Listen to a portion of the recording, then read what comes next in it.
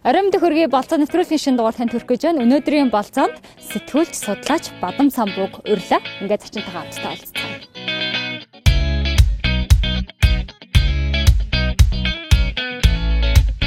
За сайн байна уу? Сайн байна уу? Нэвтрүүлгийн урилга хүлээж авсанд баярлалаа. За баярлалаа. Ямар гэж газар болцчих уу да. Өнөөдөр их тэнгэр сайхан байна. Харин тий агаар сайхан цэлмэг. Тэгэхээр эндээс сая доош харсан чи яг Улаанбаатар утаанд батгираад байжлаа. Гэхдээ ерөнхийдөө бол өнөөдөр их сайхан. Тий, ерөнхийдөө гайг байна тий. Сайхан үйлч чинь одоо танаар сонь сайхан юу? Сайхан үйлч чинь. Үгүй яг хөө одоо гэрээрээ голдуу суусгаал. Тэгэл ингээл нэг жаахан судалгааны ажлаа илүүсгээл. Сэтгүүл зүүн нэг нөлөөлөгч маань судалгаар бол ерөөдөө хэлээгээд байна да тий. Яг бай судалгаа дуртай л болж байна ер нь. Бараг 4-5 жил болчихлоо шүү дээ. Тэгээд нэг талаасаа хөгшөрсөн хойноч гэдэг юм уу тийм ээ.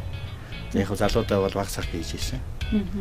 Тэгэл сарамсах юм биш тэгөө ер нь одоо тэгээд сэтгүүл зүгэж ийснээс одоо нэг бидний шилж үсэн эрдэмтэн байж исэн бол гэл бас бодогдох тийм. Гэхдээ сэтгүүл амьдрал бол миний их сайхан гол дуртай юм л да. Тийм л.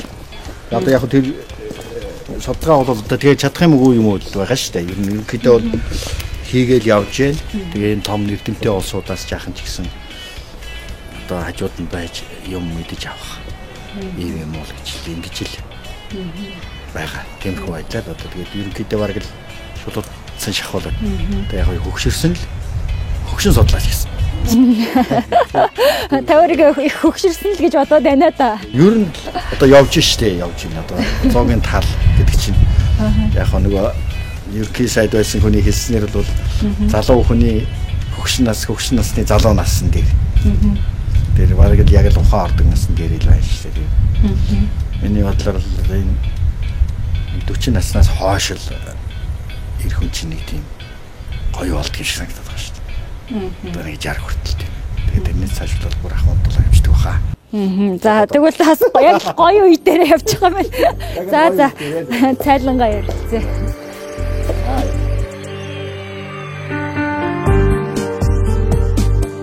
За энэ аршаанд ордог хүмүүс бол өглөөгөө 6 цаг бараг үүрээр ингэж хийдэг юм байна. За газрын гүнээс гарч байгаа тийм их одоо халуун панагаас бадаан одоо чиглэлийн аюултай жуулчлалаас гадна ашаан сүрлийн аюул жуулчлал. Энэ байгалийн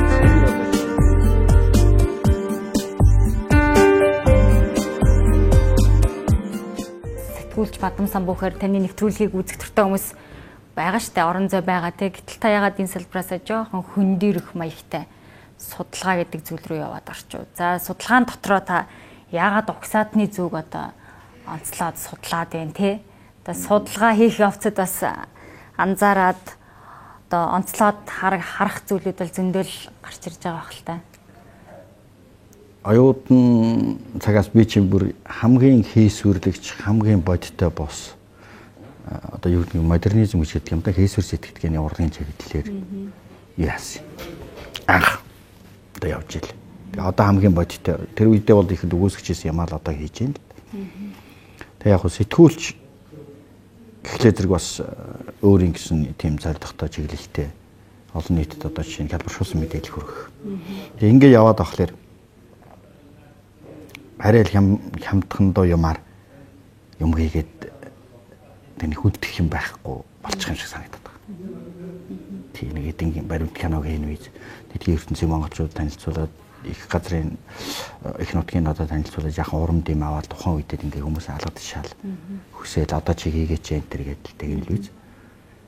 Гэтэл судалж жинхэнэ ясаар юмыг одоо тогтоох тэрэнд хувь нэмрээ оруулах үгүй ядаж тэр тим юм тогтоож чаддаг хүмүүсийн ойр байх гэдэг их сайхан зүйл юм а гэж одоо хэзээ бодож байна л да. Би хизээч судалгааны бүтээл хийх нь хөгжмийн зохиол бичих, яруу найраг бичихтэй адил тийм гоё юм гэж бодож байгаагүй. Одоо би тийм гоё юм байна гэж бодож байгаа. Ягаад гэхээр шинэ нууцуудыг тайлах, ээдрээ учирж янзангуудыг олох. Тэгээд тэрэн зөвхөн бидний мэдсэн зүйл байгаа. Дараа нь нийгэмд тэр зүйл тодорхой хэмжээгээр мэдлэг үйлдвэрлэхэд тодорхой хэмжээгээр миний бий болгосон зүйл болгож орох. Бидний нөхдийн бий болгосон зүйл болгож орох. Энэ чухал юм байна гэж. Тэгээ ер нь цаашдаа бол одоо бүр хойч уу ярь төсөөлээ л да. Бас одоо жаахан мэдлэг хийгээд хүмүүст ингэж үлдээсэн юм байх. Өвгөнийхээ зүйлээс энэ бол нэр алдрын төлөв биш юм. Энэ одоо юу гэх юм те өөрийн ирэхгүй арай толготой юм хийя гэж бодож байгааг нь шинж. Юу оролдлого юм. Залуудаа бол бас энэ угсаатны зүүн чиглэлээр утга зохиолын ондын чиглэлээр юм хийж ирсэн л да. Тэгээ одоо олон жил ингээд аялаад ингээд яваад байтал. Нөгөө төгөр бас нэг жижиг сажиг юм нөлөөлж байна. Энэгүй би ч одоо нэг тийм сонирхол юм байна шүү дээ. Бусдын хийгээгүй юм хий гэж боддог. Тийм хачин мөрөгдөлтэй хөвгтөл байж. Тийм хүмүүс олон байдаг байхад. Гэхдээ ингээд аялын цагийг одоо Монголд аялын сэтгүүл зүйн төрөл зүйл байхгүй байхад одоо хийгээд 20 жил болчихж. Тэнийг эхний нэг 15 жил сайн явж. Сүүлдээ хинч хийчих болохоор болчихж байгаа. Хүн болгон камертай, хүн болгон явдаг, унаамалтай боллоо. Техник тоног хэрэгтэй. Одоо хүмүүс хийдэг болсон бол би ямар хэрэгтэй тэнд. Өөрөөр хэлбэл сайн гэрэл зургийг, сайн баримт төтөлийг, сайн сэтгүүл зүйн төрөл зүйлийг одоо би л илүү хийжээвэл тэрэндээ таашаал авах гэдэг юм уу нэг тийм амжихан гэмээр юм уу эсвэл өөрийнх нь тэр бодол юм уу нэг тиймэрхүү бодол байна да. Залуучууд их гарч ирж байна. Тэднэр хийг одоо. Тэ одоо бид бол миний нэвтрүүлгийг одоо аялын цаг ганцаархна байдаг байхад Монголд. Хүмүүс орой болгон юу 7 хоног бүр үздэг. Тэгээд маш их тийм шагшиж пөөх Монголд ийм гоё байгаль байдаг юм уу? Ийм уул, ийм ус байдаг юм уу? Вэ энэ Лондон ямар гоё юм? Токио тэгдэг гинэ энэ төр гэдэг байсан тий. Одоо хүмүүс яваад үзэж чинь, утсаараа авчиж чинь. Хуваалцах хэрэгсэл зөндөө болчлоо. Тэгэхээр тэн дээр бүр маш өндөр түвшний мэрэгжлийн ажлууд л биш бол нэг цаг өрөх ямар л бол гэж бодож байгаа. Гэхдээ мэдээж хаяхгүй л дээ. Аялах байдал бай. Зураг авах байдал явна. Тэгтээс энэ олон аяллаа тухай нэвтрүүлгүүд дундаас бас арай сэтгэлд үлдцтэй байдаг нь бас таних байх л гэж боддөг юм л та. Би одоо оюутан байсан уу, сурагч байсан сайн санахгүй ямар ч гэсэн хяргас нуур дээрээс хийсэн таны нэвтрүүлгийг үзчихсэн. Хөөх энэ зургатаар гардаг далаа шиг те ийм зүйлээс Монголд байд юм байна да очиж үзэндээ гэж бодож байсан. Одоо өнгөрсөн жил очиж үзлээ л те их олон жилийн дараа. Тэгээд олон жилийн өмнө үзчихсэн нэвтрүүлэгтэр гарсан яг л тэр зөрхөөрөө байна да. Тэгтээ нэлээд ширгсэн гэж юм да гэдэл бодож илээ. Одоо энэ танаа зураг авч байгаа Эрдэнэ хоёр манай соёлтны хариулагч юм хүү. Энийгээ дагуулад бид нэр Хяргаснуур дээр анх очиж ийл. Монголд би нэг сүүл тоолж үзсэн 16 газар байдгийг байна лээ. Үндэстэн даяар одоо алдаршуулсан миний гэдэг юм одоо миний нэвтрүүлгээр мэдээж нутгийн мэдчил байсан газар шүү дээ. Энийгээ дагаад аялал жуулчлал үүссэн, бас байгаль орчны бас эрсдэл үүссэн. Өөрөөр хэлбэл нөгөө Бадам сумбуу яваад өнгөрчихлөөр дараа нь баахан аялагчд загасчд ингээ ирдэг. Зарим нь тэгж ярьдаг л гэсэн. Одоо энэ Бадам сумбуу явж ирээ байгаас үүдгчлээ гэж. Бадам сумбууг явсан мөрөөр баларсан газруудаа бүр нэршил хүртэл гарцсан байлээ. Тэгэхээр тэр бол яг хөө зүгээр нөгөө байгалийн нөөц, аялал жуулчлалын нөөцийг нээж өгч байгаа юм. Эх оронд нь эх орон чи юм гоё шүү гэж урам дэмээн өгч байгаа юм. Тэрийг харин тэр нөөцөө дараа нь ямар зохион байгуулалтаар яах юм гэдэг нь орон нутгийн захиргаа айлдуу юмнууд л хариуцах ёстой л доо. Тэгээд төвөг соёлын чиглэлээр ч гэсэн бас шинэхэн юмнуудыг бас бид нэр олж ингэж нэвтрүүлгээр зөндөл гаргаж ирсэн юм байна дээ. Одоо ингэ бодож байхад хөөх ямар их хамжуулсан юм бэ гэж бодох. Заримдаа бодохдоо одоо их ядуу үед үнэхээр тэгэл байхад өвшөнд нь хийж ээжтэй хөөх юм гэх маягтай юм л байдаг.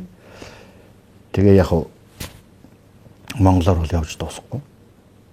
Ер нь тэгээд аль өнцгөөс нь яаж харуулад ингэ явах юм бол одоо хүртэл сайхан зүйл үзэндээ бай. Залуучууд олон болж одоо. Гэхдээ яг нөгөө чиний тэр минийх илүү хүрээд байна гэдэг юу бол би ингэж боддөг юм аа. Манай миний нэвтрүүлэг анхны нэвтрүүлэг. Ер нь одоо телевизийн нэвтрүүлэгч альваа юмд хангалттай шинжигч нэг юм би. Тэр Монголд угаасаа тийм нэвтрүүлэг байгаагүй. Тэгээ байгалыг тэгэж их үнэнчээр авдаг, олж хардаг тийм багууд байхгүй.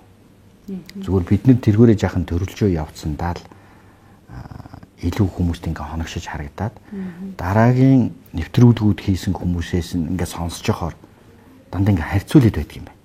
Тиймд байх. Тэгээд хүмүүс бол одоо хүртэл уцтаа л байдیں۔ Одоо ийм юм хийж өгөөч, тийгээж яагаад хийхгүй байгаа юм бэ? Тийм л байна. Тийм. Гэхдээ та бол одоо телевизээ санаж байгаа байлгүй дээ. Уран бүтээлээ бас бүр хайчин ихээр бас сэтгэл чинь хоосордог байлгүй дээ. Энд чинь 20-30 жилээ үрдсэн тэр мэрэгчлээс хүн алдахгүй шүү дээ. Тэрийг хийж л байгаа. Яг гоо гадныхантай хамтарсан түүх соёлын чиглэлээр ганц нэг баримт төслүүд байгаа. За сүүлийн жилүүд нэг судалгаараа голсон учраас аялын цагаа багасгаад ярьцлагын нэвтрүүлгийг үндэсний телевиз дээр хийж ирсэн. Тэгсэн үндэсний телевиз нөгөө түүхч Үлзийбаатар бид нар хөтэлдэг байсан. Хэрэггүй л хэлдэг гэсэн. Тэгэхээр би за хэрэггүй гэж байгаа юм байна. За тэгвэл нөгөө судалгаа юм руугаа өөр чиглэлийн юм руу анхаарай да гэдгсэн чинь эвгүй санагддаг юм байна. Телевиз намайг хөөгөө явуулсан ч юм шиг. Гөө би ажилгүй болцсон ч юм шиг. Өөрөөр хүнд нэг тийм очдөг ирдэг дассан газар гэж юм байт юм биш. Тэр дэвтгүүд гарсан хүмүүс энэ сэтгэлд их тийм том ийм хоосон орон зай үүсдэг юм байна гэж би мэдэрсэн шүү. Яг тэр 20 жил үндэсний телевизийн хажууд ингээ яваад ирсэн. Тэгээ тентгийн хөнгө ингээ бодож байсан чинь нэг өдөр намын тушаалаар нөгөөх дарга нарын солигдсон гутаа ийм дэвшил төзөлтэй хүмүүс байхгүй хамаагүй юм ярьж яж магадгүй. Тэр студиуд хамтарч ажиллахгүй гэх юм намайг хож байгаа болов гэж боддогтой юм байна. Тэгээд яг хад ер нь сэтгүүлээс хаалтаагүй л дээ ямаа хийж л байгаа. Үндэсний телевизээс бол жаахан ерөнхийдөө бол холдсон юм муудаа л гэж. Тэг хүмүүс бол үндэсний телевизгээд өгүүлээд байгаа. Бидний яг хад тэр түүхэн чиглэлээр хийжсэн ярилцлага нэвтрүүлэг л дээ. Ер нь монголчуудын олон нийтэд ер нь Монголын түүхийг утгах учраас тэгээ түүхчдийн танилцуулах. Түүхэн мэдлэг түүхэн дэлгэрүүлэхийн чиглэлээ. Тэгээ энийг бол гадныхан их өгүүлдэг юм байна. Нөгөө YouTube-тэй болсон болохоор Европт амьдардаг монголчууд, Америкт амьдардаг монголчууд их үздэг. Тэгээ нөгөө тасарчны дараагаар их л хүмүүс санал тавьж гомдол мэдүүлж байна л дээ. Тэглээгээд яах вэ? Тэгээ ингээд таны яриан сонсохоор та түүхээ танин мэдүүлэх чиглэлдэл нэлээд анхаарал ажиллаад байгаа юм байна гэж ойлгогдлоо л та. Тэгэхээр сүүлийн үед залуучуудыг бас түүхээ мэдэхгүй байна гэдэг шүүмжил яваад байдаг. Уншихгүй байна. Одоо уншихгүй бол одоо ингээд ядаж сонсч гэдэг юм уу те нэг тийм янз бүрийн хувилбарууд байна. Тэгэхээр орчин цагт одоо хэрвээ уншихгүй байгаа бол арай дэвшилтэд аргаар түүхийг мэдүүлэх ёстой ч юм шиг те. Одоо хүүхдүүдэд бол хүүхэлдэйн киногоор залуучуудад бол одоо орчин үеийн нэг одоо хэрэгслээр нь ч дамжуулдаг юм уу те. Одоо энэ талаар та ямар бодол тавьдаг вэ? Янз бүрийн аргаар л насанд нь зогтсон, цаг үедээ зогтсон тийм маягаар л одоо хөрөх байх. Мэдээж хэрэг бүгдийн түүх үзээд бай гэж шах албагүй. Гэхдээ түүхийг мэдэх гэдэг бол боловсралтай хүний явдал. Өөрөөр хэлбэл хүн ингээл илүү их боловсрол улс орноо ах дүүсээ орчин тойрны тань мэдийгээд ингээд явбал аяндаа л таны өмнө түүхэл хөндлөсөд байж байна. Түүхэл үзнэ. Монгол ямарын Сүхбаатар гэж хий юм. Чоолсон гэж хий юм, Чингис хаан гэж хий юм гэхтэр түүхэл болно. Гэхдээ чин дэлхий чи юу юм бэ? Тараам хий юм гэхтэр түүхэл болно. Энэ Орос чи юу юм, Хятад чи юу юм гэх түүхэл болно. Түүхгүйгээр оршиж идэг. Түүхгүйгээр одоо ялангуяа тусгаар байж байгаа улс орнууд ерөөсөө байх.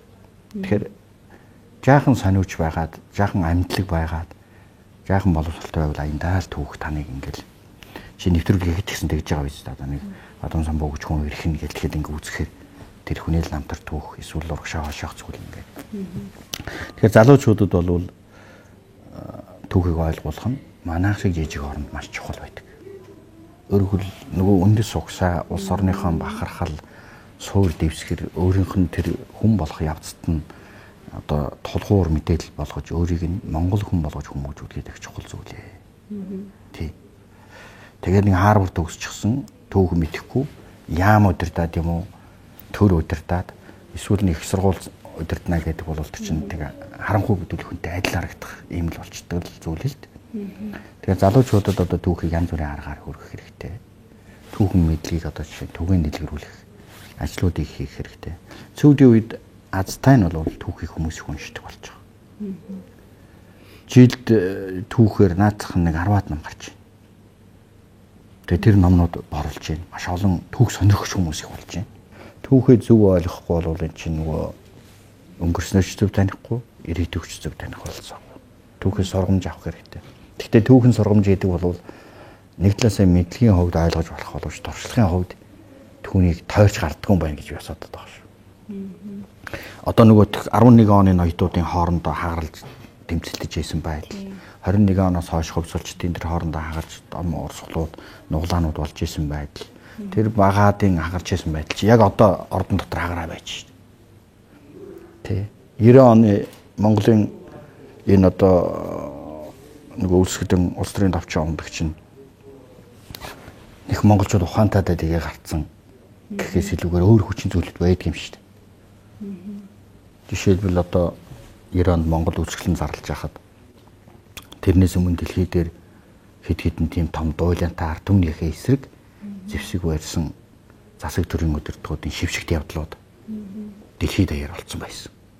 За тэр Урмэний явдал, за тэгэл одоо Африкт, Латин Америкт тэгжээтэл яг тэр арчлын уусгаар гарахаас нэг 4-5 сарын өмнө энэ хятадууд Тяньаньны талбай дээр зогсоолгосон оюутнуудаа хатсан. Энэ бас том проблем болсон. Тэгэхэд тэр үед перестройк үе өөрчлөн байгуулалт Монголд залуучууд ер нь орондоо ярих гэгэрсэн байсан. Тэр үед л баттай ойлгож авсан байна. За энэ яст ард түмнийхэн эсрэг ямар ч үед ард түмнийхэн эсрэг ажиллаж болтгүй юм байна. Энд чинь нэгдүгээр шившиг юм байна, хоёрдугаар бурангуй үзэл юм байна, гуравдугаар энэ ард түмний эсрэг яана гэдэг юм. Энэ чинь бас их нөлөөлсөн шүү дээ. Тэгэхээр энэ юу гэж юм вөхөр бидний өмнө байж байгаа бусдын түүхүүд яг энэ 90 онд ч ингэж талтаас түүхэн мэдээллүүд ингээ яагаад за ингэж болдгоо шүү.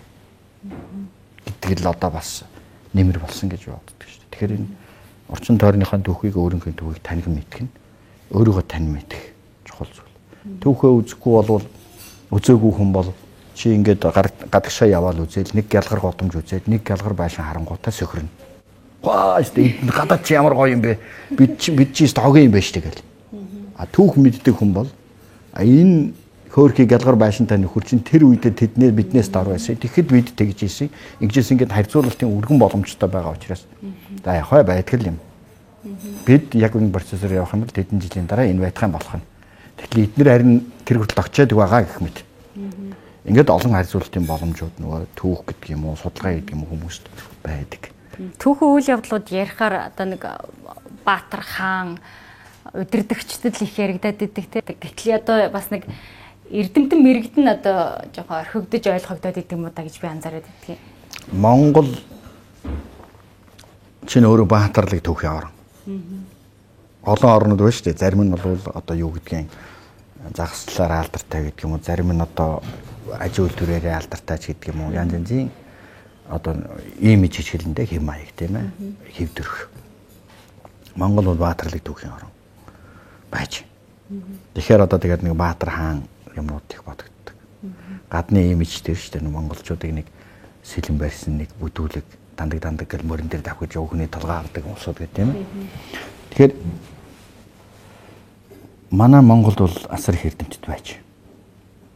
Мэдээж ард түмэн оршиж байгаа учраас оюун ухаан байгаа учраас тухайн нийгэмдээ өөрийн гэсэн эрдэмтэн байж л таарна. Байгаа нь тодорхой. Тэгэхгүй бол дандаа өхөр шиг юмнууд амьдрах шарахгүй шүү дээ. Тэгэхээр Монголын эзэнт гүрнийг бий болгох, бэхжих процесс үйл явц донд Монголын түүхэнд ингээд үе цогц дурддаг их том цараа бүхий мэрэгд зөвлөх хүмүүс олон байж исэн байдаг л да. Одоо хүртэл эрдэмтэд бүр сууд эрдэмтэд хариулж чаддгүй ганц л асуулт бий. Тэр нь Монголын эзэнт гүрэн. Эзэнт гүрнийг зүгээр нэг зэрлэгүүд байгуулдаг.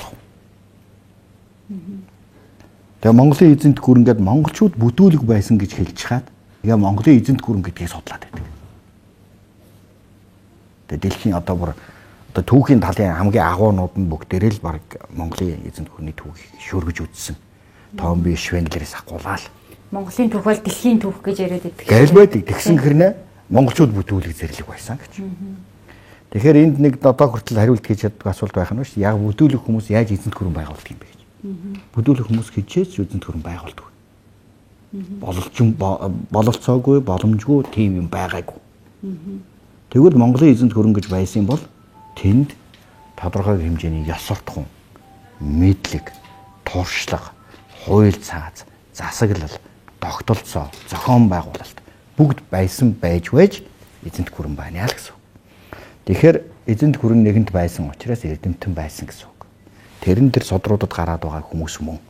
Харин бид наривчлан судлах хэрэгтэй гэдэг. Ийм юм мэдээс ахуулаад бид нэр ойлгох хэрэгтэй байна. Тэгээ сая одоо би утсаар талархал илэрхийлсэн нэг компанид би энэ компаниуд руу та нар гоё юм хийлээ гэж хэлдэггүй хүн л дээ. Unitel компанийн цагаан сарын ийм картууд гаргасан байна. Тэгсэн чинь Эрдэмт Монгол гэсэн нэртэй юм байхаар гайхаад юм Эрдэмт Монгол гэдэг юм гараад ирсэн чинь цагаан сарын яг сэнэглэгч карт, бэлгэнд зориулсан карт одоо хүмүүст цагаан сараар одоо борлоод нэгэндээ билээлээч гэж уриалж байгаа юм л. Тэгээд тэр Эрдэмт Монгол гэдэг санаа надад их хайдаг санагдлаа. Учир нь юу гэхээр тэнд одоо хүмүүсийн ихэнх нь мэдэхгүй. За судлаачид зарим нь энэ маань юу вэ гэдээ эргээд харахаар 4 эрдэмтнэр 4 өөр сэнэглэгч карт гаргасан байна. За тэр дотор бол Татаа Тунгаа, Шихээ удаг, Болож Жансан, Чожи Отсэр гэж 4. Энэ бол 13-14-р зууны үеийн Монголын эзэнт гүрний энэ бодлого, институт, хүрээлэн энэ юм дотор хүчээ өгч байсан эрдэмт хүмүүс юм аа. Тэгээ одоо жишээ нь чи бол ингээд дөрвөлгийн хэлэхдээ за тэрний үйл энэ нь үйл гэж бидэнд бодож байгаа биз? Бодож байна. Тэгэхээр хүмүүс залуучууд ингээд те ингээ харахад л үгүй нэг зураг байдаг дор нэг ингэсэн байдаг. Үгүй чи 13 дугаар зуунд эрдэмтэн байсан гэж юу? Үгүй ямар сони юм бэ гэдээ унших. Тэгээ нэг мэдээлэл авах. Тэгэхээр нэг юм бизнесийн шин өөрмөц тийм одоо арга нийгмийн хариуцлага байгаа биз? Яг тэгэхээр энэ нийгмийн үнэт зүйлийг залуусд ингэж хөргөх. Тэгтээ энэ өөрсдийнх нь хэрэглээний юмар дамжуулаад ганц нэг мессеж хаях. Тэгтээ тэр юу ч ярьж тэр картн дээр хийж болох байснаа да. Бенц хийж машин хийж болох байсан. Гоё хорооллын зураг тавьж болох байсан. Гоё хүүхэн тавьж болох байсан. Гэтэл тэд 13-14-р зуунд Монголын төрийг засчихсан эрдэмттэй эрдэмт Монгол гэдэг ингээд тавьсан байна гэдэг чинь. Хөө юу вэ гэдэг ингээд. Энэ мэт ингээд сайхан нийгэм рүүгээ хандсан юмнуудыг одоогийн залуучууд л хийж. Тэгэхээр олон залуучууд нь одоо тэгж чадчихна уу юу гэдэг л юм байна шүү дээ.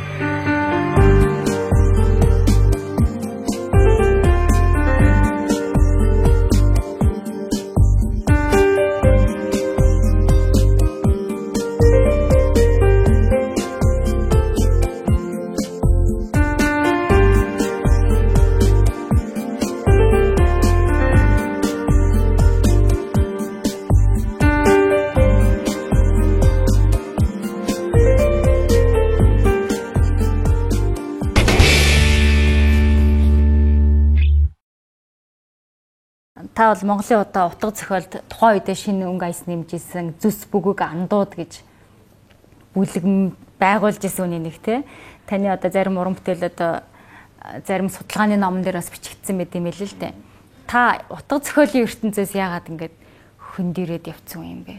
Тэр их сони юм байна ли тэр би түрүү хэлсэн шүү дээ. Би нэг тийм хүмүүс хийгээгүй шинэ юм хийх тийм нэг хорхоотой ч гэмээр юм тийм дадалтай ч гэдэг юм уу тийм төвхтөл юм шиг байсан шиг байгаа юм. Багасаа. Ер нь аав маань их үлгэрч хүн. Багасаа үлгэр домогч үзсэн. Ер нь бол номноос салаагүй өөртөл номол уншдаг тийм л одоо хүүхдэл гэ би. Бүр хар багасаа л манай би Увс аймгийн Зүүн хангаас унштай. Хангахын руу тэр одоо Зүүн хангаас сумынхаа одоо номын санг уншаад 5 дугаар 6 дугаар гэхэд сургуулийн номын сумын номын сан би уншаад авсан байсан хүүхдээ байхгүй. Нэг тийм юу тиймдээ нэг сониуч хорхоотой ч гэх юм уу адлын явдал дуртай гэх юм тийм хүүхдээ. Тэгээд дээд сургуульд ороод зохиолч ер нь миний багын мөрөөдөл зохиолч юм уу сэтгүүлч болох юмсан гэж боддог. Тэгэхдээ тэгж болно гэдэгт ерөөсөө итгэдэггүй. Гэхдээ дээр л нэг тэр одоо тэр зохиол сэтгүүлч гэдэг хүн чи ер нь маш л бот хүн л их бодогдоод байдаг. Тэгсэн гэрнээ хүсэлтэй боловч тийм хүн болох юмсан гэж мөрөөддөг боловч зоригддгүй тийм л байсан. Тэгээ яг дунд сургуульд байхдаа ахлахынгуудад ингээл дурсамжийн дэвтэр гэж нэг юм явдаг байлаа. Элдв хошин сони юмнууд ангийнхныхаа өмнөөс бичдэг. Тэгээд тэр нь хүүхдүүд сонирхол хааста бадмаа тэгж бичдэг гэл багш нар баригдсан марцсан явдаг л байсан байхгүй. Тэгээд сургуульд орж ирч чад байжсэн чинь зохиол бичмээр санагдаад болдог. Тэгээд зохиол бичдэг дугуйлангийн үеийн залуучуудаа ингээ харахад тэд нэр арай л нэг том шүлэг мүлэгтэй тэрийг уншиж байгаа нэлээд баавартай. Ингээ бас сүрдээд болдог. Тэгээ өөртөө бичдэг байсан. Тэгээд өөртөө бичдэг байгаад нэг удаа дэвтрээ олзлуулаад одоо Галбаатар доктор гэж одоо их сургуулийн манай багш маань миний нэг шүлгийн дэвтрийг олзлаад. Тэгээ ерөөсөө шил хүчтэй нөхөр байсан байна. Тэгээд нөгөө чирж дугуйлан руу оруулаад. Тэгээ дугуйлан дээр нэг орой уншаал би цоорцсон. Үу энэ чи ямар амар өвчтэй хүүхдөө сүрхий байж энэ төр гэдэл.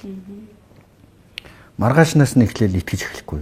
Үгүй би чи ерөөсө зохиолч болох юм байна. Чи багш нар одоо ингээд дэмжиж явах чинь гэл. Тэгээ тэр хүсэлтэй хамт ерөөсө бусад хүмүүс шиг бичдэггүй байх хэрэгтэй. Өөрийгөө олж өөрөө онцгой байх хэрэгтэй гэдэг. Яагаад ч юм тийм хүслээр одоо бичээд ихсэн. За аажимдаа хүмүүс нөлөөлсөн. Тэгээд үндсэндээ Монголын утга зохиол анхны модернист чиглэл. Модернист гэдэг нь шинжлэгч уран зохиол гэсэн үг үү? Ийм чиглэлийн ямар 91 онд бид нэр залуучууд төгссөнийхаа дараагаар анхны ном гаргаж Сүг андууд гэж ном. Тэгээд энэ тэгээд нэг хэдэн жил шууган тарьсан юм аа.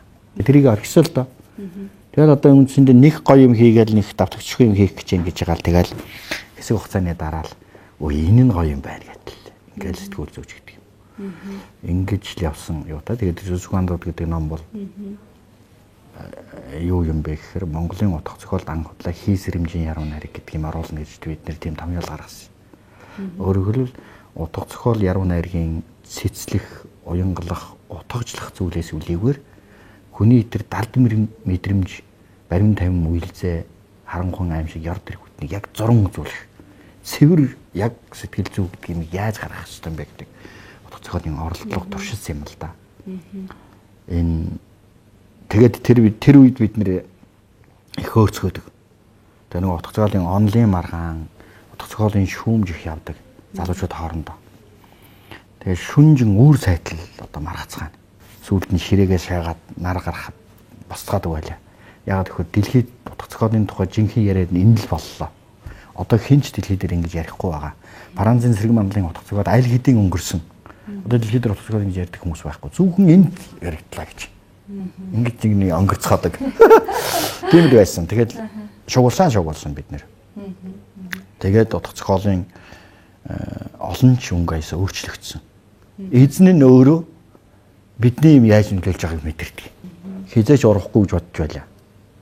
Бүх найзуудтай яруу найргаас урах гэдэг болов ер нь тэгээд одоо бурхнаас үлдсэн тэр юмнаас оруулж яах гэсэн үг гэж ингэж ятгадаг байлаа. Тэгсэн мөртлөө хамгийн түрүүн би энийгээ завсарлаад сэтгүүл рүү явцсан тийм. Тий. Таны ажлын түүхийг харахаар ардчлалын алтан хараа цагаа гэдэг байсан, зориг агсан, цогцойхоо агсантай бол хамтраад ажиллаж байсан ардчлал санд улс төр нийгмийн сэтгүүлчээр ажиллаж байсан. Дараа нь ингээд аяллаа сэтгүүл зөрөө хөрвөөд ороод ирсэн тий. Ер нь та яг хизэнээс за би яг л ийм хүн юм байна да гэдэг нэг олж таньж за би ер нь ингэж л явал зөв юм байна да гэж өөрийгөө таньж мэдсэн бэ. Зовлонтой юм. Угаасаа яг бүр хар багынхаа байдлыг ингээ бодоод өөрийнхөө илүү дурладаг юмнуудаа бодоод байхлаар ерөнхийдөө би бол энэ соёл түүх, байгаль, урлаг тэгээд ийм юмны хүү юм байна. Ерөөсөө ингээд яг тэр таашаагаад ингээд надад байн хүрдэгдээд байгаа тэр зүйл.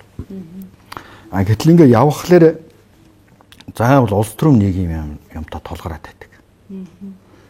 Яг тэр арчлал марчлал гэдэг чи яг нөгөө фэйсбүүр утга зохиолоо бичиж явах үед нөгөө хөрөнгөтний утга зохиол буюу хөрөнгөтний сэтгэлгээ буюу чөлөө сэтгэлгээний хэм маяг руу гарцсан хүмүүс чинь яа гарахгүй нийгмийн тэр чөлөөт урсгалд татагдчихж байгаа. Тийм л хэлбэр.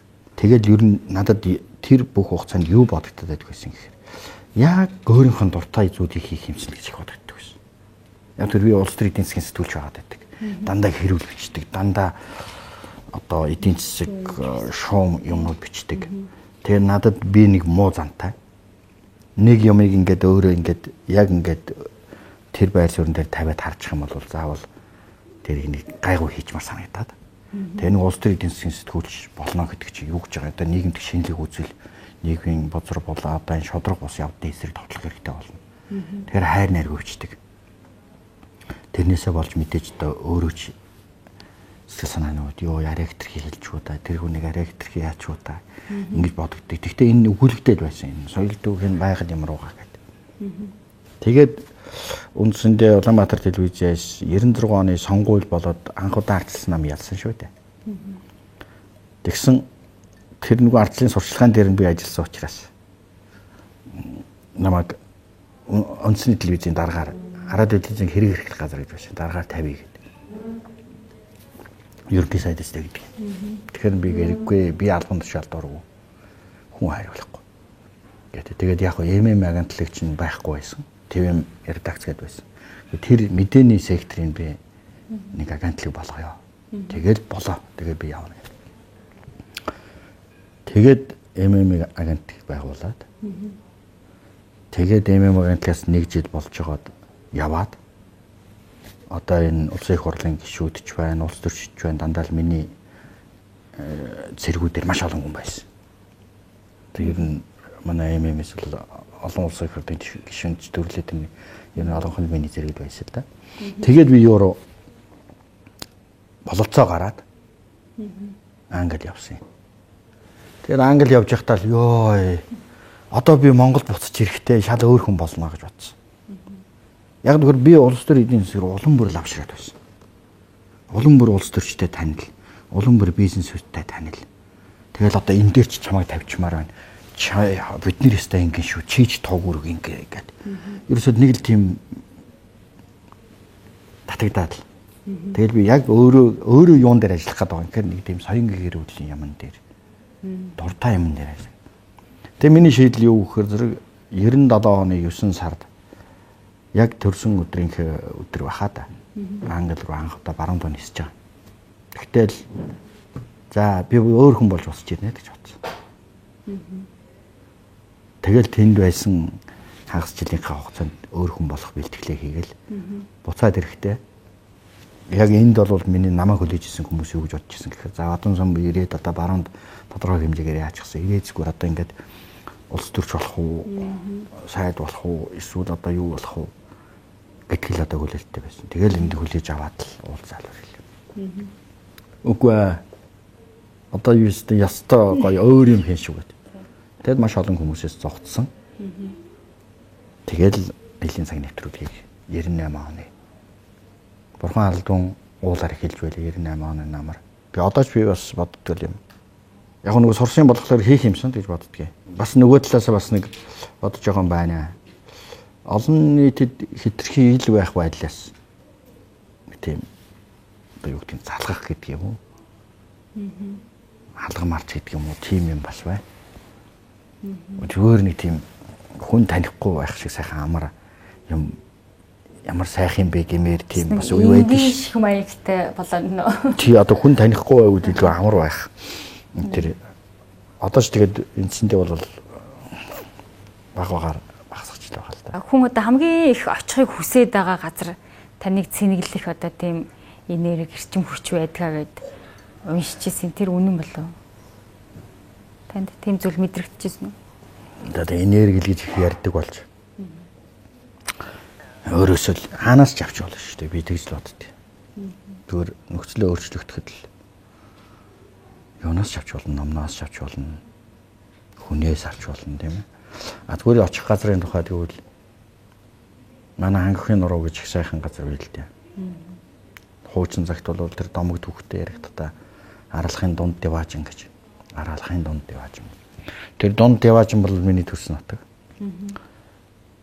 Тэг Монгол хүн болохоор гэдэг юм уу? Монгол хүн чинь нутгаа санах тийм сони юутай юм ба шүү. Тэг 40 мянгатайхан бол 40 мянгаттай ирж яж гайгуулах гэж гэдэг юм уу те. Тэгээ нутагтаа очиход их сайхан.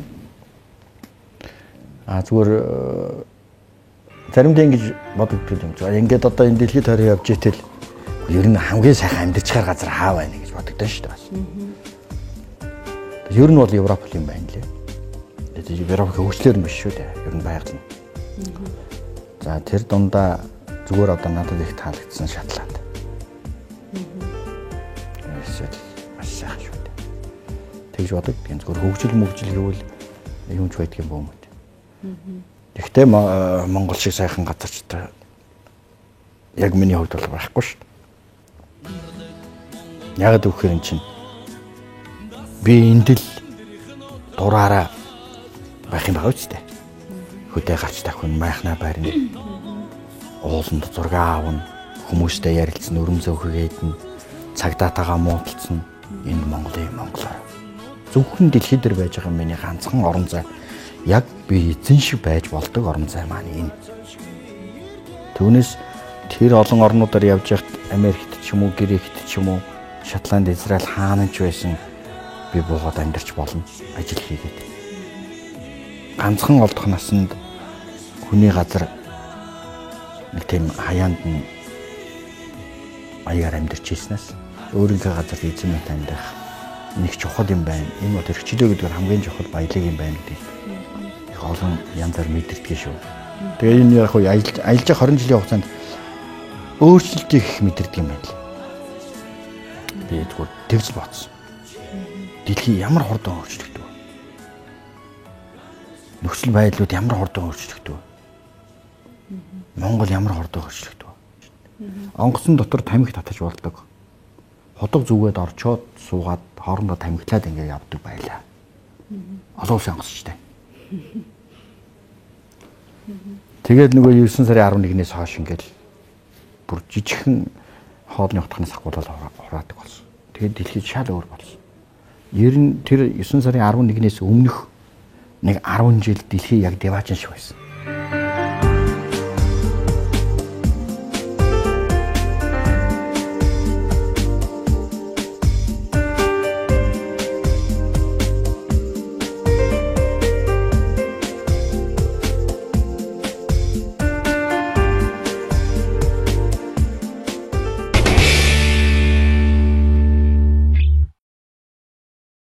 Та бол үлгэр сонсож өссөн их сайхан хүмүүжлэр хүн болж л дээ.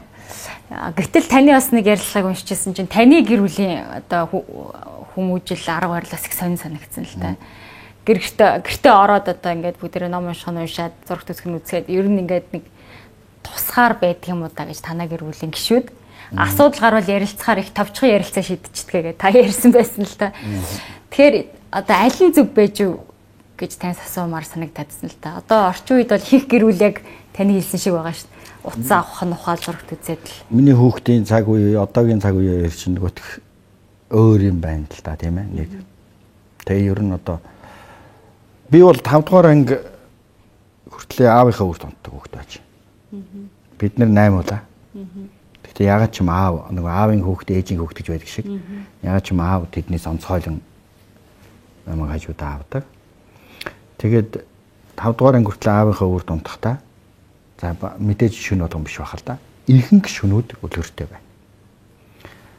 За өөр аав өөрийнхөө одоо үлгэр домог жижиг туйлуудаас ярихаас гадна одоо энэ гисрийн тууж бигэр мэж таны үлгэр 32 модон хүний үлгэр гэл ингээл шидэд хүрийн үлгэр мүлгэр гэл их тэдүүгэн гайхамшиг содор модор гэдэг ингээд зүгээр энэ дорн дахны хамаг юмнуудыг чинь одоо би ингээд унтчихтаа сонсдог хүүхд байлаа. Надад ярьж өгч яхад нь одоо нөгөө бусд нь сонсдог. Одоо манай ах нарч манай дүү нарч болвол тэднэр зориул манай аав үлгэр хийжсэнийг би өөрөө санахгүй байна. Надад л үлгэр ярина тэгэнгүүт нөгөөд болно гэж ташрамд нь ингэж сонсдог.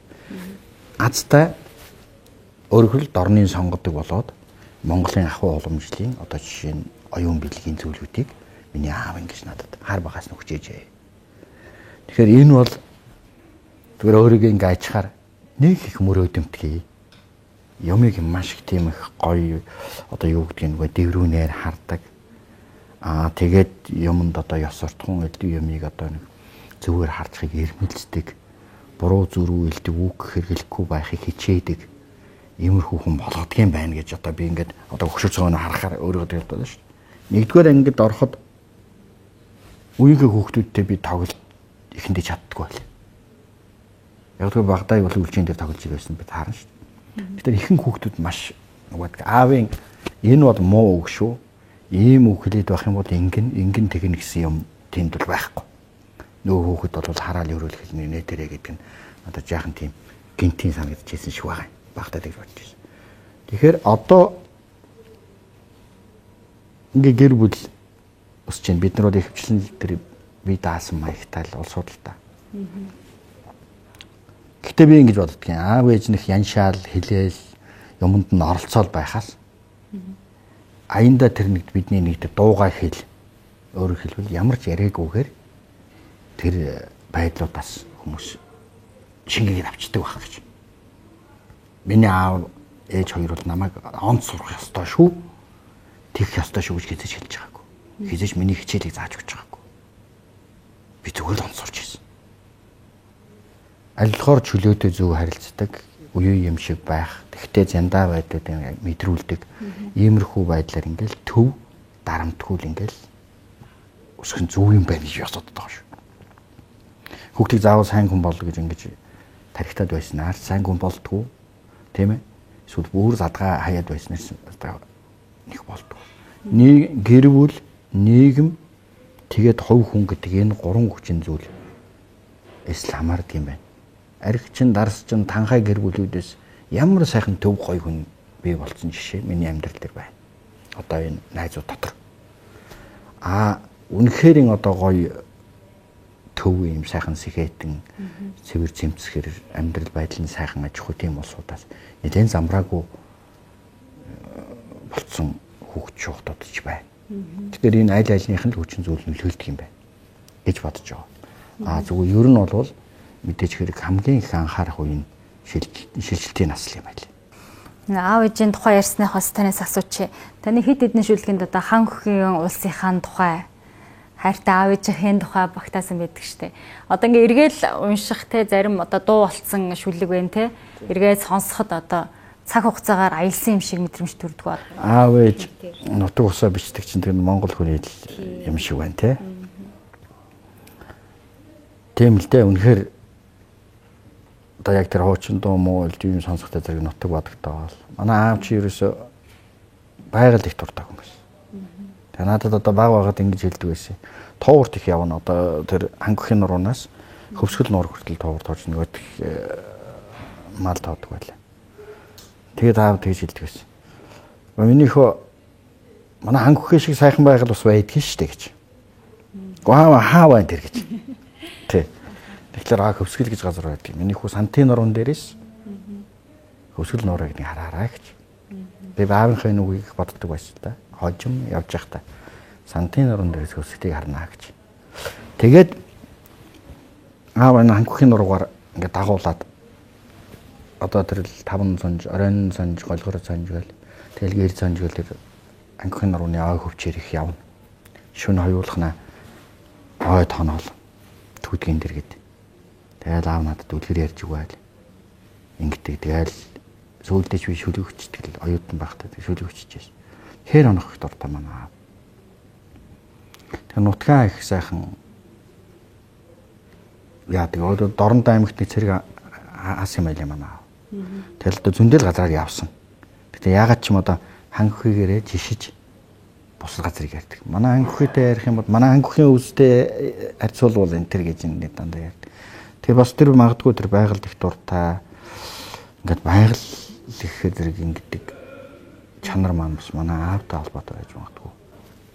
За ээж бол одоо манай ээж бол үнэхээр бурхан шиг тийм их бод сайхан хүн л дээ 8 хүүхдээ өсгөөл ингээл сууж идэг. Ер нь манай тэр одоо миний багад байж исэн тэр нутаг бас бол тэр чигээрээ л хангахын ой хөвч уулрах газар. Тэгээ одоо ингээ хөвсрээд жага ч юм уу да ингээ нутагтаа очихоор хүн болгон нутагтаа дуртай байдаг л тийм ээ. Ер нь ямар их давтагч байгаа гайхалтай газар төрсөн юм бэ. Гэхдээ ийм газрын хүн гайхуу явах учиртай даа гэж ингэж заавал одоо бодогддог тийм юм байна. Таны нэг дурсамж яриаг уншижсэн юм а Монгол хүн сансарт ниснийг дуулаад өгчүүлийн ярианаас сонсоод уйлж байлаа гэж тэр баяр бахтлын үлмэс хийсэн баг тийм үү? Тийм тэгэлгүй яг тэр ч одоо хүүхдийн тэр нэг их л мөрөөдөмтгий л хүүхд байж л дээ. Тэгээ их олон юм сонирхдаг. Юм тийм болоосаа ийм болоосаа гэж боддог те. Тэгэл ингээл янз янзын өнгөтэй сэтгүүл илдэг ном томатлын явдлуудыг уншаал ингээл мөрөөдөл тавтамтгай тийм л хөөхтэй байхгүй юу. Тэгээд нэг өглөө 81 оны 3 сарын 22-ны өглөө юм шиг байгаа юм. Би бол тэр 81 он гэхдээ чинь хэддүгээр ангид байх вэ? 5 дугаар анги юм уу 6 дугаар ангийн хүүхэд. Сумын төвийн тэр хойдолд нэг төв гэж хэсэг бай. Тэр хэсэг рүү үгээд ингээд явжсэн чинь хөөхөд байшингуудын гадна талд том юм зургнууд наацсан. Маш өнгөлөг юм гоё. Тэгэхээр тэр үед чинь тийм өнгөлөг шохотоо цаасан дээр орчин үеийн ийм их тод хэвлэлтэй ийм зураг ер нь бол байдгүй зөвл толгой сэтгүүлээс өөр юм байдгүй байлаа шүү дээ.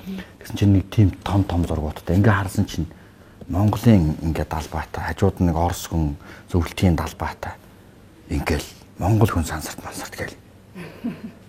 Тэгэл гайхал ингээл гүүгээл хүмүүсийг ингээл яасан чинь сумын улаан болон захиргааны хажууд баахан өгчүүл ингээ тойроо суудсан. Яриад нэг тийм сэтгэл хангалуунтай нэг баяр хөөртөл. Тэгээ нэг томчуулын яриа сонсож болтгүй л үе шүү дээ. Одоо бол том хүний яриаг бол хамаагүй сонсон тийм ээ. Тэгээд ингээд чихээ тавиад хэрэг дурлаад тэр бас ингээд яах ингээд төгсөн чинь Монгол хүн сансарт ниссэн байна.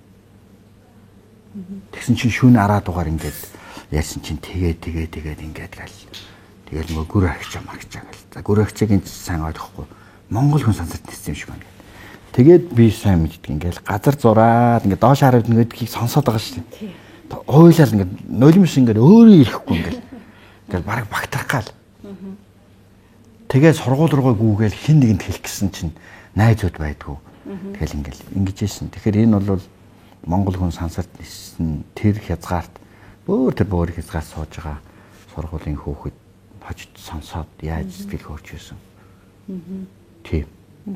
Одоо ч гэсэн ингээд та ярихаар тэр сэтгэл хөдлөл бол танд мэдрэгдэнтэй. Шинхнээр бас мэдрэгдээд байна тийм. Монголд ингэж монголчууд ингэж улс орноороо бахархах гэж ингэж өгүүлж хүсэжсэн зүйлүүдийг хурж ард түмнэрээ ингэж давлгаалan баярлж исэн үе хэдхэн байдаг. Би яг асуух гэдэг л да. Тэр сансарт ниссэн үйл явдал Монгол улсын түүхэнд томоор өчигдэх те дахиж давтагдаагүй чухал үйл явдал. За түүнээс хойш таны баяр багтлыг одоо төрүүлсэн зүйл юу байв? Зүгээр нэг чухал гэж хэлж болохгүй маа тэр сансар иймэрхүү үйл явдлуудыг. Энэ бол гайхамшигтай үйл явдал. Яг тэгэхээр тэр бүхэл бүтэн ард түмэн ойлгох нь уйлж баярлах нь инээж ийм их гоё болж исэн. Давлгаалж сэтгэлийн давлгаа. Тэгээд тэрнээс хойш бол 90 оны үйл явдал. Ардчилсан ховсгол давлгаалаад Монгол ийм чөлөөт орн болох гэж байна. Монгол дэлхийн хөгжил энэ зэндаанд удахгүй хүрнэ. Хүмүүс эрэхтэй болно. Бүгд гадаад зорчдог байна. Тийм ээ. Тэгэл одоо тэр гадныхан энэ машины чинь гудамжаар дүүрэн байдаг машин чинь яг удахгүй болно. Бүх дэлгүүр бараагаар дүүрэн бид дэлхийн бүх гоё юм хэрэгэлдэг болно. Энэ тэргээл тийм ээ. Тэгээ Монгол хүн зүгээр л эрэхтэй ингээл ардчилсан сонгуул явуулна. Дундаасаа гайхуугаар сонгодог болно энэ төр гэхэд маш гоё сонсдож. Тэгээ тэр ихэнх үеийн том чагсаал тэр үсгэлэнгийн дараах улс төрийн товч уунахын төвд бол олон хүн үлжсэн. За энэ ёстой нь гоё юм болох нэ. За одоо л Монгол хөгжих гэнэ гэж. Тийм найдлага байсаа л да. За энэ бол нэг үйл явдал. Өөр нэг үйл явдал бол манай Төвшин баяр байна тийм ээ. Төвшин баяр алтан медаль авдаг. Тэгэхээр ард түмэнд ийм яг улс орны гоё байгаасаа нэг ийм гоё юмд хүрчих юмсан гэдэг хүлээлт хүсэл бүгдд нь байдаг юм байна. Тэгээ энийг л нэгдэх хэрэгтэй байна гэж. 11 онд монголчууд ингэж хэлсэн гэдэг. 1911 онд нөгөө богдхаанд Монгол улс гараад манжийн дарлыг авч яйлаа гэхэд орондоо яраа. За 46 оны референдум буюу нөгөө хятадаас тусгаар байна гэж ард түмэн эсрэг санал өгөх. Санал асуулга. Ийм одоо баярт одоо сайхан үйл явдлууд үе ард түмэнд л ирдгийм байна. Тийм тэгээд одоо цаашаа их олон ирэх байх. Нэг улс орон оршиж байгаа болохоор. Тэгээ энэ бол ард түмнийг нэгтгэдэг их чухал өөрийгөө сандаг эргэж дус сандаг их чухал зүйл юм байна гэж боддөө. Нилээд одоо ярилцлаа энэ түрээд энэ удаагийн ярилцлага өндөрлөө. Тэгээ дараа дахиад олон зүйл бас ярилцах, уулзах боломж гарах байхаа гэж бодож байна. Таны цаашдын ажил өст өндрөөс өндөр амжилттай хүсье. За их баярлалаа. Ингээд болзоо гэдэг нэвтрүүлэгт орж үзлээ. Тэгээ танай нэвтрүүлгийнханд их амжилт хүсье. миний бодлоор л одоо чи би ч бол яг үдир насны л хүн шүү дээ. Одоо нэг настай мастай сургаал айлдаад байх шүү. Ер нь бол энэ залуучуудынхаа хооч үеигээ тэр дундаа энэ их орон газар нутаг энэ монголчуудын уламжлал соёл юмыг ойлгодог суйртай болгож өсөхгүй болвол байдал нэг ус олчих гээд байна шүү. Монголч одоо байдал нэг ус шүү дээ. Харин өөрийн соёлоороо ялгардаг, өөрийн онцлог байдлаараа ялгардаг ийм хэв шинжтэй болсон. Тэгэхээр одоо Европод очих тэр нэг байдал нэг ус байдаг шүү дээ. Люксембург, Бельги, Францаар явхад бүгд адилхан гэх мэт. Улс гэдэг. Хэл нь байхгүй. Онцлог соёлын хэлбэр нь байхгүй. Хэв маягууд нь байхгүй. Нэг байдал нэг улс болчих гол байх шиг байна, тийм ээ. Тэгээ хүмүүсийг зүрх сэтгэлийг бүр хагаас нь бэлдэж өгөхгүй болвол зүгээр нэг их ашгаар л нийгэмтэй, гэр бүлтэй, олон нийтэд хайцдаг хүмүүс бий бол. Бидний их ашгаар биш, сэтгэлээр хайрцдаг хүмүүс байх хэрэгтэй.